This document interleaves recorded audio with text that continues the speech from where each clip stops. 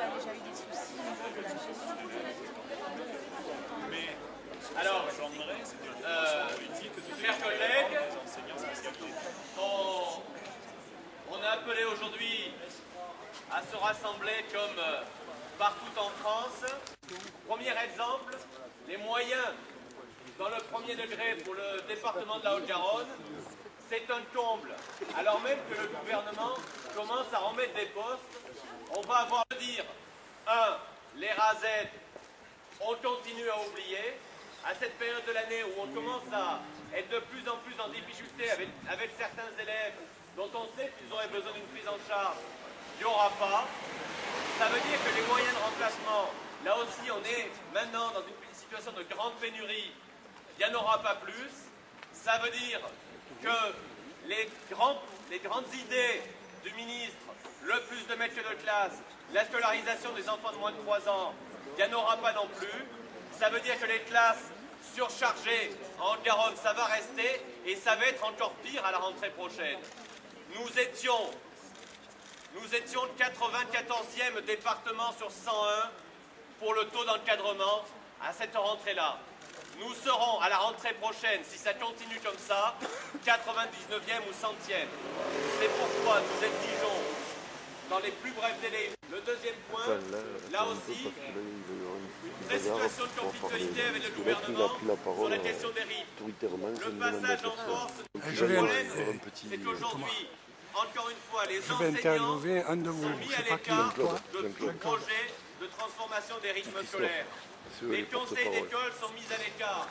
Là où les enseignants, les parents, les collectivités territoriales, les représentants de l'État se retrouvent en conseil d'école et pourraient émettre un avis pour l'organisation des... Oui, nous avons appelé aujourd'hui à cette manifestation suite à la manifestation des enseignants du premier degré à Paris, dans l'objectif du retrait du projet de réforme de la refondation de l'école et du retrait du projet sur les rythmes scolaires.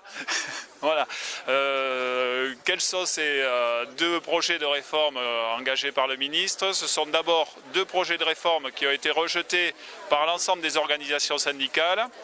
Et nous avons vu en quelques semaines le soi-disant consensus sur ces projets de réforme éclater, disparaître et être retoqué au Conseil supérieur de l'éducation et au comité technique ministériel où le ministre n'a reçu aucune voix des organisations syndicales, aucune voix des organisations de parents d'élèves.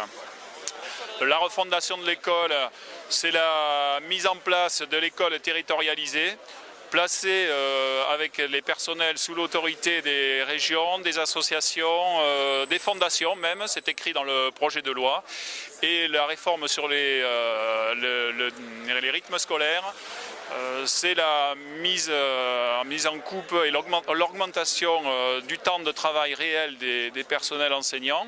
Et je voudrais rappeler ici que les enseignants ne se contentent pas, entre guillemets, de faire les 27 heures de présence dans le premier degré et les 18 à 20 heures dans le second degré, mais ils ont un travail personnel considérable que les gens ne mesurent pas toujours sur les préparations, l'organisation des classes, les réunions diverses et variées, recevoir les parents, réunir les conseils d'école, les conseils d'administration. Ce temps-là ne fait pas partie des obligations dites réglementaires de service, mais c'est du temps réel travaillé que nous voulons prendre en compte. Alors ce que nous demandons, c'est le retrait de ces deux projets qui sont rejetés par l'ensemble de la profession et même par les organisations de parents d'élèves aujourd'hui. Non, je vais le couper en ficelle. Voilà. Donc nous manifestons aujourd'hui pour signaler notre mécontentement et notre désaccord complet avec l'article 3 en particulier de ce décret présenté par M. Payon au ministère ce matin, qui territorialise donc la formation professionnelle, donc qui donne la main aux régions pour décider de la carte de formation, des formations éventuelles et éventuellement développer l'apprentissage qui n'a jamais prouvé quoi que ce soit, d'ailleurs ça n'a jamais créé un emploi ni quoi que ce soit. Bon. Ça veut dire aussi que les régions, on est pour la laïcité. Nous, à partir du moment où on nous parle d'apprentissage, pour nous, l'apprentissage public n'existe pas, il n'y a que l'apprentissage tout court, et ça peut être que l'apprentissage patronal qui ne fait que profiter d'une main-d'œuvre gratuite sans tout. En plus, ce CNPF veut par exemple des gens compétents. Mais nous, on veut des gens qualifiés, parce que les qualifications sont reconnues par les conventions salariales et que les compétences ne le sont pas. Voilà.